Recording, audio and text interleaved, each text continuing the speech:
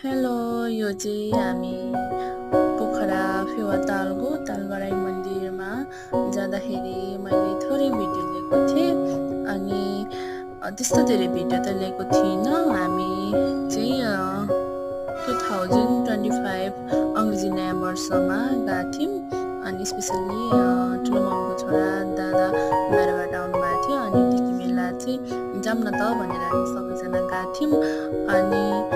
हामी चाहिँ 8-9 जना नै गएको थियौँ अनि सबैजना एउटै त्यो डुङ्गामा जाँदाखेरि पानी माथि माथि आएको थियो अनि यताउति हल्लिन पनि केही मिलेको थिएन अनि त्यस्तो धेरै भिडियो लिन चाहिँ पाएन।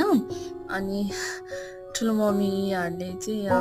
गाली गरिरहनु भएको थियो कसैले नहल्ला है भनेर भनिरहनु भएको थियो सम्झाइरहनु भएको थियो अनि त्यही भएर त्यस्तो धेरै भिडियो लिन चाहिँ पाइनँ मैले अनि थोरै लिएको थिएँ अनि आज मैले भिडियो अपलोड गर्दैछु। सबैजनाले हेरिदिनु होला।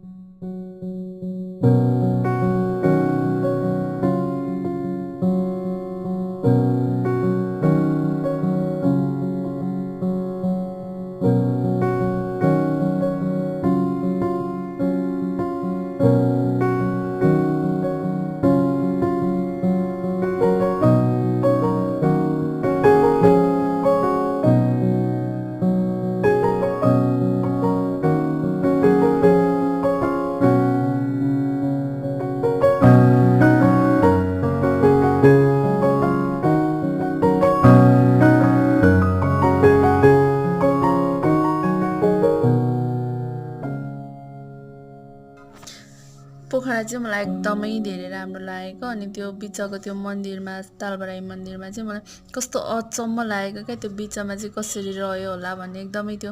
हुन्छ नि त्यो मनमा कस्तो लागिरहेको थियो कि कसरी भएको होला भनेर अनि त्यो पनि रमाइलो लाग्यो त्यो